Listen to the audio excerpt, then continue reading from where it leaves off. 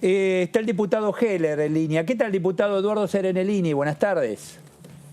¿Qué tal? Buenas tardes, ¿cómo les va? Bien, muy bien, gracias, diputado. Gracias por atendernos, muy amable. Bueno, ya están las listas y ahora a seguir trabajando. Y le hago una pregunta concreta. Los proyectos, la necesidad de la sociedad, pandemia, ya hablando de pospandemia, ¿se eligen a los candidatos, precandidatos en lista de acuerdo a las necesidades o es al revés, o son necesidades del espacio? No sé cómo podríamos hacer esa división, porque yo soy de los que creo que la política es un medio para ayudar a construir una sociedad mejor. Y por lo tanto no hay una división así como la que... No, pero como vemos economistas, gente que tiene que ver con lo social, digo, bueno, ante la situación... Eso tiene una cierta lógica, porque en el Parlamento se trata de todo. Y eso hace también a veces a una explicación que muchos enemigos de la política utilizan para criticar la necesidad de tener equipos de asesores. Cuando uno quiere trabajar en serio en el trabajo parlamentario, vos te das cuenta que es imposible que uno sea especialista en medio ambiente, todo, claro. en economía, en minería, entonces, ¿cómo trabajas? En relaciones exteriores. Entonces, ¿cómo hace un legislador para ser eficiente?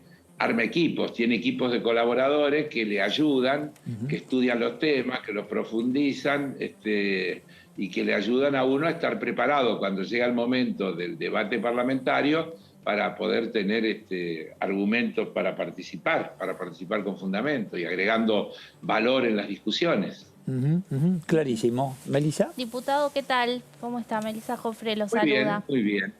Bueno, encantado que usted es uno de los diputados que va a competir en la ciudad de Buenos Aires, en la lista del Frente de Todos. ¿Cómo vio este cierre de listas?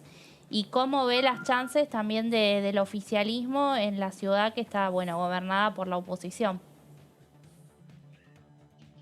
Por el oficialismo de la ciudad está gobernado, sí, en realidad. No es verdad. Claro. A ver, nuestro cierre de lista fue muy tranquilo. Hubo un consenso en todo ese armado, y por eso no hay paso desde el punto de vista de la competencia interna, ¿no?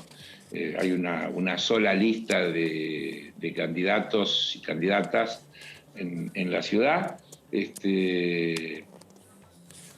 Así que para nosotros, en realidad, la campaña electoral de confrontación con el otro espacio, con los otros espacios, va a empezar después que pasemos las PASO. Durante este tiempo nosotros seguiremos hablándole a la ciudadanía como lo hacemos siempre, es decir, más allá de una situación de campaña. Ustedes me han invitado infinidad de veces y cada vez que me invitan yo estoy aquí y charlamos de temas de momento, proyectos que se están discutiendo, necesidades, dificultades, inquietudes. Y creo que eso sigue siendo lo mismo. En realidad, la vida sigue, el país sigue, los problemas son los mismos, y la elección es un evento importante porque es una ratificación de la voluntad ciudadana en cada momento, y también para quien representa al espacio oficialista es una ratificación o no del apoyo ciudadano a la gestión que se lleva adelante. Las elecciones de medio término tienen también ese sentido. Así que lo que nosotros tendremos que hacer es seguir comunicándole a la ciudadanía nuestras visiones. Respecto de la ciudad, yo digo que hay podríamos hablar de tantas cosas cuando hablamos de la ciudad en particular, porque tenemos la ciudad con el mayor presupuesto por habitante del país, holgadamente.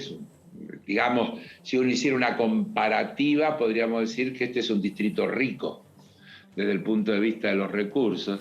Sin embargo, uno podría también decir inmediatamente que el gobierno de la ciudad, en toda esta crisis que estamos enfrentando como consecuencia de la pandemia, no ha aportado recursos para mejorar la situación de los ciudadanos y las ciudadanas que viven en la Ciudad de Buenos Aires, de las empresas, de las pymes que funcionan en la Ciudad de Buenos Aires. Es decir, se solidarizan muchísimo en el discurso con las empresas, con los restaurantes, con los bares, con los que tienen problemas para abrir y demás, pero billetera no. Billetera solamente están los ATP del Estado Nacional, solamente están las ayudas que el Estado Nacional ha venido disponiendo permanentemente para aliviar la situación de aquellos sectores que son los más afectados. Ustedes saben que estamos teniendo una evolución dispar de la economía, como es lógico. Entre paréntesis, ayer el Fondo Monetario dio a conocer su informe global, donde mejoró la expectativa respecto de la Argentina y está ya diciendo que calcula que la Argentina va a crecer 6.4 este año. Yo en febrero dije que íbamos a crecer 7%, creo que también lo dije acá, si ustedes buscan en los registros, sí, exacto. Lo deben tener guardado. Y alguno de ustedes me dijo, ¿cuánto? Y yo dije, bueno, guardalo que después vemos. Ya estamos cerca, no hablamos cerca, en esa oportunidad no hablamos de la inflación, pero bueno, que también hay que tenerla en cuenta. No tengo problema en hablar de la inflación. No, en aquel momento no lo hablamos, pero digo, el tema... Pero hablemos ahora si querés, porque es muy interesante que hablemos de la inflación. Sí. Porque vos fijate qué cosa notable. Vivimos debatiendo años con las teorías monetaristas que decían que la inflación era un fenómeno monetario, que había inflación porque el dólar crecía mucho y entonces los precios se ajustaban por el dólar, cosa que no pasa.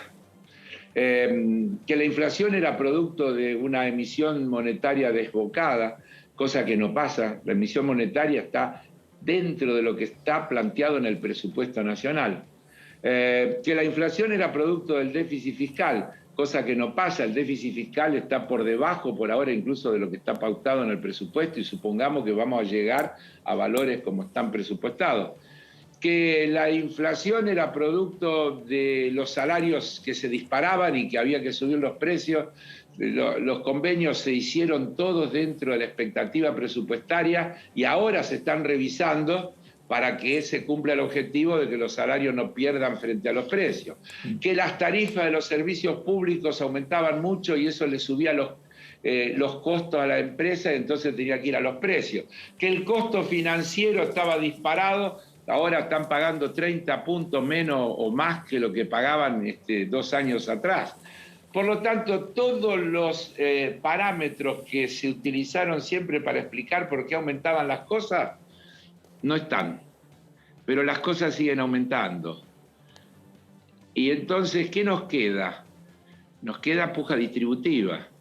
Nos queda que parte de la torta se queda cada sector, cada uno. Y entonces uno mira, por ejemplo, estos días hubo un informe de CEPAL, donde habla de la región América Latina y el Caribe y muestra cómo la riqueza aumentó, concentrada en pocas manos, y al mismo tiempo aumentó la cantidad de pobres y la pobreza. Y esto no es solo en América Latina y el Caribe, cuando se ve los informes del fondo y demás, dicen lo mismo. Es decir, creo que la riqueza global mundial subió un 7 y pico %, mientras que la riqueza de América Latina y el Caribe bajó un 11 y pico %. Entonces hay problemas estructurales graves de fondo que hay que resolver. Por ejemplo, incluso cuando se habla de la pandemia. Ustedes saben que en ese mismo informe de CEPAL dice que América Latina y el Caribe tienen el 8,4% de la población mundial, pero tenemos el 32% de los muertos en la región. Y eso tiene que ver con desiguales sistemas sanitarios, con desiguales recursos para resolver los temas, etcétera, etcétera, etcétera. Entonces, esas son las grandes cuestiones que están pendientes, sobre las que tenemos que seguir discutiendo y que tenemos que profundizar en cuanto a las medidas que hay que tomar para poder revertir esas situaciones. Ahora, diputado, ¿cómo le va? Martín Di Natale lo saluda. ¿Cómo está? ¿Qué tal? ¿Cómo le va, Martín? Muy bien. Diputado, entonces, viendo esta cuestión que tiene que ver con la problemática de inflación, cómo está pegando también el bolsillo de los argentinos y pensando un poco, porque el gobierno también ya está pensando en la pospandemia, ustedes desde el oficialismo, ¿qué están pensando como proyectos justamente para atender estas problemáticas, para ir al nudo central de la cuestión que tiene que ver con una economía que va a tener que ir saliendo a poco de esta debacle económica que está sumergido el mundo prácticamente, sí, pero bueno, que a la Argentina le toca... Pero saliendo a ritmos distintos, Martín, ¿no? A ver, la actividad económica básicamente se divide en dos cosas, en lo que se puede exportar y en lo que se consume internamente. El 70% de lo que se produce en la Argentina va al mercado interno. Por lo tanto, cualquier política de reactivación que uno quiera consolidar y acentuar requiere mejorar el poder adquisitivo de los consumidores argentinos. Sin eufemismo, hay que ponerle plata en el bolsillo a la gente y hay que hacer realidad que los salarios le ganen a los precios. Hay que hacer realidad que el poder adquisitivo mejore, porque eso habilita una rueda virtuosa.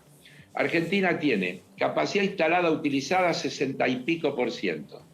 Por lo tanto, puede crecer incluso rápidamente lo que produce sin necesidad de aumentar la inversión. Tiene una capacidad de arranque inicial que tiene que ver con la capacidad instalada ociosa. Si usted le pone plata a la gente y la gente consume y las empresas producen más, van a tomar más empleados. Y esos empleados nuevos que van o trabajadores en general, que nuevos trabajadores van a ser nuevos consumidores y van a seguir alimentando esa rueda virtuosa. Es así de simple. Pero ¿cómo se le pone plata a la gente? Porque hoy el Estado, digamos, ya ha pagado IFE, ha pagado ATP, no puede seguir sustentando, digamos, más esta economía. No, el grueso de los trabajadores no son del Estado, el grueso de los trabajadores son privados. Lo que hay es negociaciones paritarias en las cuales hay que lograr acuerdos salariales que le ganen a los precios, de manera que en esa puja distributiva se reasignen recursos para que vayan a mano de los trabajadores una porción más grande de la torta y eso se vuelque al consumo y termine siendo incluso beneficioso para los propios empresarios. Cuando a veces uno le escucha a Cristina Fernández de Kirchner que dice nunca ganaron tanta plata como con nuestros gobiernos. El otro también se lo escucho decir a Lula, están en contra nuestro y cuando gobernamos nosotros fue la época que más plata ganaron, porque cuando el mercado interno anda bien y hay crecimiento de la demanda, las empresas andan mejor. El problema de las empresas no es que no tienen inversión, es que no tienen clientes. El problema de las empresas es que no tienen consumidores y lo que la Argentina necesita es aumentar la cantidad de consumidores.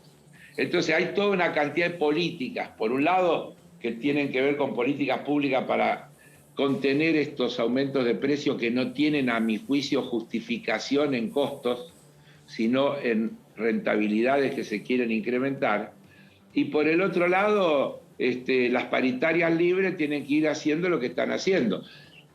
Respetaron en el inicio la expectativa presupuestaria y todas arreglaron alrededor del 30%, y cuando la inflación camina un poco por arriba y está en el 40 y pico %, los convenios se revisan a la suba y todos se están revisando en esos niveles. Ahora, 44, Carlos, 45. le hago una pregunta así desde el llano, como uno escucha decir el sueldo... Desde el llano, qué nombre, tenés otro. Joaquín. ¿Desde qué? Sí. Hice una ironía, Está desde bien, el llano, digo... Está bien, entiendo. Digo, te dicen el sueldo no me alcanza. Voy al supermercado y las cosas aumentan, obviamente. Hablas con el empresario, dice, bueno, pero viste la inflación y el tipo de cambio. Hoy vendo el vaso a 10 y mañana no sé si lo puedo reponer. Y es una encerrona permanente. Es decir, tengo que volver. pero tengo que volver a decirte lo que te dije recién. El tipo de cambio con el que... Porque acá dejémonos de embromar con el dólar ilegal. Acá, el tipo de cambio que necesitan los empresarios, que es con el que pagan importaciones, es el tipo de cambio oficial que todos están diciendo que viene por detrás de la inflación. No es una locomotora de la inflación, es un furgón de cola de la inflación. Pero cualquier operación te toman el dólar blue, no te toman el dólar... y cualquiera. Hacer una cuenta y te dice por el dólar por 180, no lo van a hacer por 100. Pero ¿en qué basamento tiene eso? Bueno, porque, es la realidad, los hechos, ¿no? Pero esa es la realidad, no. Esa es la realidad de la maximización de la utilidad. Porque si yo tengo costos, si yo importo al dólar oficial y cuando vendo, quiero vender haciendo el cálculo al dólar ilegal, me estoy apropiando de una renta que no tiene nada que ver con los costos de producción. Entonces, ¿qué razonabilidad tiene eso? Por otro lado, ¿sabés cuánto se estima que es el volumen diario que se opera en ese mercado ilegal? 5 millones de dólares. Es todo un bluff, no es cierto eso, no tiene nada que ver con los precios reales de la economía. No es así. Entonces, el problema de una vez por todas, pongámoslo en los lugares que tiene que estar. Yo sé que se construyen expectativas y que después cada uno empieza a tomar recaudo en función de por lo que pudiera llegar a pasar. Pero con ese criterio no tenemos manera de resolver. El gobierno dijo clarito, porque salieron a decir, bueno, no van a devaluar ahora, pero van a devaluar después de las elecciones. Inmediatamente una voz oficial, no un rumor, que dijo, no vamos a devaluar ni antes ni después de las elecciones, porque además no necesitamos devaluar. Mirá, superávit de balanza comercial en el primer semestre, 6.700 millones de dólares. Tipo de cambio real competitivo, un análisis de la evolución del tipo de cambio real de las exportaciones y las importaciones. 117% tomando como 100 la devaluación de Macri cuando asume Macri. Es decir, tenemos un tipo de cambio real por arriba. Precios internacionales, lo que la Argentina exporta, todos disparados. ¿Por qué? Balanza de pago controlada, con los acreedores privados, todo renegociado, con el Club de París un pequeño pago y diferido, con el Fondo Hoy se pagó una cuota, ¿no? Del Club de París se pagó una cuota hoy. Sí, pequeña cuota, bueno, sí, porque es parte del acuerdo. Ayuda, claro. Perdón, 40 y tantos mil millones de dólares de reserva, 40 y tantos mil millones de dólares de reserva, insisto, con superávit de balanza comercial todos los meses. Entonces, ¿por qué tendría que devaluar? ¿En función de qué realidad económica, de qué hecho de la economía sería necesaria una devaluación? Es una cosa que no tiene sustento, excepto las maniobras especulativas. Y nosotros tenemos que estar en contra de la maniobra especulativa, no acomodarnos a la maniobra especulativa y funcionar con eso. Porque entonces no tiene solución la cuestión. Diputado Heller, siempre es muy productiva la charla, así que le agradezco mucho su tiempo. A las órdenes. Gracias, muy amable, muy amable.